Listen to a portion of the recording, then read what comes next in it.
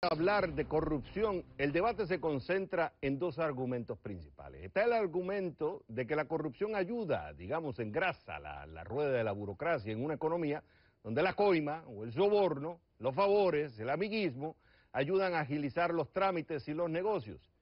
Aquí se ve como un mal necesario pero importante. El otro contraargumento es corroe la economía. Es que la corrupción impacta negativamente las operaciones de los negocios, del aparato público, y termina afectando el crecimiento económico. ¿Por qué? El tiempo y el dinero va a cosas menos productivas y disminuye el incentivo para crear. Vamos a Miami con el periodista André Oppenheimer, presentador del programa Oppenheimer Presenta y autor de su más reciente libro, Crear o Morir, la esperanza de Latinoamérica y las 5 claves de la innovación. André, es un gusto tenerte en el programa. Te quise invitar porque estuve en Argentina, tu país. Tuve la oportunidad de hablar con empresarios pequeños, medianos y grandes, y en las conversaciones. Hubo uno que dijo una cosa muy interesante. Me dice, mira, a diferencia de los países desarrollados, donde ven el estado financiero, se fijan más en los activos. Están pensando en vender más, están pensando en cómo generar que sus activos aumenten, generen más ingresos, más dinero para la empresa. Nosotros acá tenemos que estar pensando en pasivos, tenemos que estar pensando en la burocracia, tenemos que estar pensando en la corrupción, que si tenemos que pagar coima para que las cosas funcionen. Entonces, con esa premisa, y estando en tu país, yo te pregunto, ¿cómo se puede pensar en innovar cuando lo que tú tienes que estar es una posición a la defensiva para sobrevivir en un país donde la coima, la corrupción y la burocracia imperan? Javier, se puede. En los últimos 5 años me pasé investigando para este libro, para Crear o Morir, este tema precisamente sobre si corroe, como tú decías recién, o engrasa la rueda. Obviamente, Javier, la corrupción corroe, no ayuda. Pero a la pregunta tuya sobre si se puede, por supuesto que se puede. En el libro cuento muchísimos ejemplos de Argentina, de Perú, el caso de Gastón Acurio, un cocinero peruano que sacó la cocina peruana de la nada y la convirtió en un fenómeno internacional. El caso de Alfredo Solesi, un chileno que inventó un nuevo aparato para convertir agua podrida en agua potable y darle agua a millones de pobres en todo el mundo. El caso de Jordi Muñoz, un joven indocumentado mexicano que se convirtió en presidente de una empresa de drones, de vehículos aéreos no tripulados en Estados Unidos.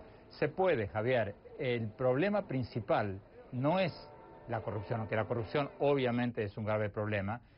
El problema principal, el freno principal para la innovación en América Latina, yo te diría, de los 5 que cito en el libro, te quiero citar 2. Uno, la falta de una cultura de admiración por los innovadores. En Argentina, que tú mencionabas, hay 10 millones de chicos que quieren ser el próximo Messi, pero no hay 10 millones de jóvenes que quieran ser el próximo premio Nobel de Física, o de Química, o de alguna tecnología. Eso es un problema. Porque matemáticamente si tú no tienes un pool, una reserva de gente que quiere llegar a eso, no vas a tener gente que llegue a eso. Y el segundo problema, te diría que es la falta de una cultura de tolerancia social con el fracaso individual. Porque a diferencia de Silicon Valley, donde todo el mundo acepta el fracaso, Steve Jobs fracasó 30 veces antes de triunfar y todos los demás te dicen lo mismo. En Argentina, para citar el caso que tú citas, alguien que empieza una empresa y fracasa, entre comillas, se convierte en un paria social y un paria legal también. Yo te diría que esas dos son las principales trabas para la innovación. No, estamos de acuerdo, Andrés, y cuando yo estoy haciendo unos trabajos de investigación sobre temas de empresas en Latinoamérica y estoy de acuerdo contigo, hay innovación, pero son casos específicos, pero no hay un sistema que genere muchos. No puede ser uno y que estemos aplaudiendo, tienen que haber muchos.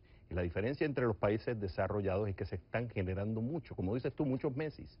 Es cierto que en Estados Unidos hay una cultura de aplaudir al innovador, de aplaudir al empresario, pero también lo ves en Argentina. El argentino es muy emprendedor, pero es un emprendedor por necesidad porque tiene que sobrevivir. Pero si tú tienes, y esto es lo que me decían los empresarios en Argentina, si yo tengo que estar pensando que la moneda se me devalúa, que yo tengo que estar pensando que no me están entrando la materia prima o no me está entrando la importación y yo tengo que estar pagando, tengo que estar aceitando, tengo que estar pensando más en operar que en crecer. Y ahí es donde viene, si tú no tienes un sistema, porque la diferencia entre Estados Unidos y otros países desarrollados es que tú tienes un sistema, tienes un Estado de Derecho, tienes una cultura de respeto. Y te doy un ejemplo muy simple. El argentino cuando está en Buenos Aires no respeta ni el tráfico.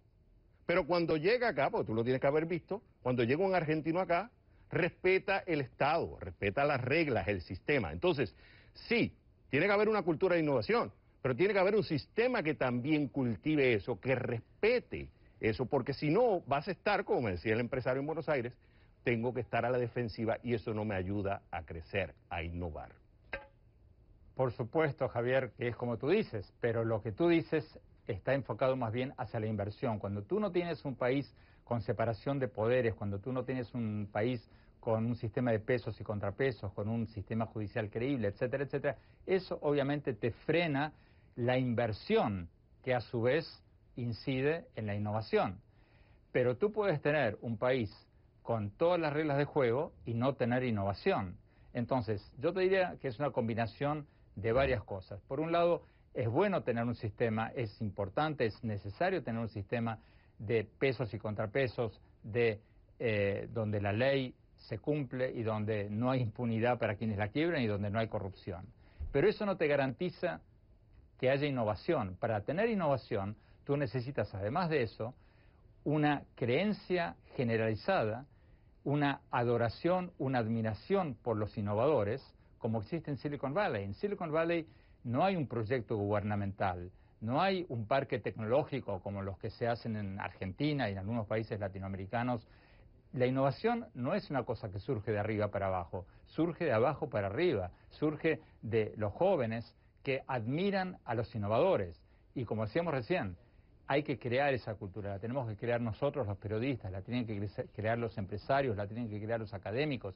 Se puede crear en el libro, en el Crear o Morir, doy un ejemplo, por ejemplo, muy claro, lo que han hecho muchos países con los premios.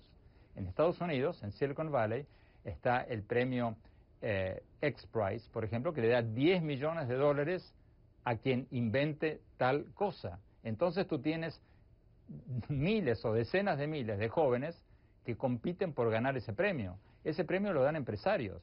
Se puede crear una cultura de la innovación admirando y premiando a los emprendedores.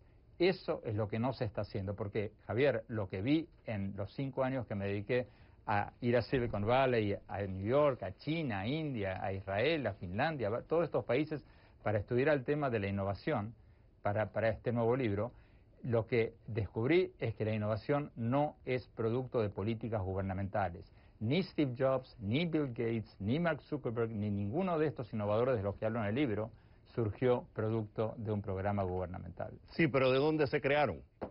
En un lugar que se llama Estados Unidos. De abajo para arriba, Javier. Sí, pero porque hay un sistema que se lo permite. No necesariamente. ¿Y por qué los chinos están viniendo a Estados Unidos a estudiar? Javier. ¿Por qué están viniendo a buscar plata? Javier. No, yo estoy de acuerdo Javier, contigo, la cultura es Javier, clave. Muchos de ellos y te digo más, Andrés, hay que cambiar. Javier, Hay una cosa, estoy de acuerdo contigo, que en la medida que sigamos viendo a los empresarios como explotadores, que se sigan viendo como malos, como que explotan a los empleados, que no ayudan a aportar a la sociedad, estamos de acuerdo, eso no va a ayudar a nadie porque el niño no va a querer ser empresario y prefiere ser Messi. En eso estamos de acuerdo y los medios tienen que hacer una labor importante en eso. Pero no te olvides que todos los que citaste salieron de Estados Unidos. Lo que quiero decir con esto no es porque sea Estados Unidos, Javier, Alemania. Javier, te invito a leer Crear o Morir. Dedico el primer capítulo a Gastón Acurio. Gastón Acurio es un chef, nada más trivial que un chef podría ser. Sí, pero tú me citaste a Apple, tú me citaste a Google. No. Y tú sabes, antes de eso te cité a Gastón Acurio, Alfredo Solesi, sí, pero ¿cuántos a hay Jordi Muñoz? Pero Andrés, ¿cuántos hay en América Latina en comparación a los que hay en Estados Unidos? Es lo que te quiero decir. Se va construyendo, tiene que haber una constitución y tiene que respetarse esa constitución, tiene que haber una cultura. Desde que los Founding Fathers crearon Estados Unidos había una cultura de entrepreneur. Y tiene que haber un sistema que respalde eso. Y a la vez sumado con la cultura. Por supuesto, Javier, pero lo que tú dices es necesario, imprescindible. No estamos diciendo lo mismo. Sí, estamos diciendo lo mismo. Estoy diciendo es que el marco legal es imprescindible, pero no suficiente. Andrea, para tener un sistema de innovación necesitas el marco legal, más la cultura de mediación, más la cultura de tolerancia para el fracaso. Y que empieza desde la casa, que es lo más importante.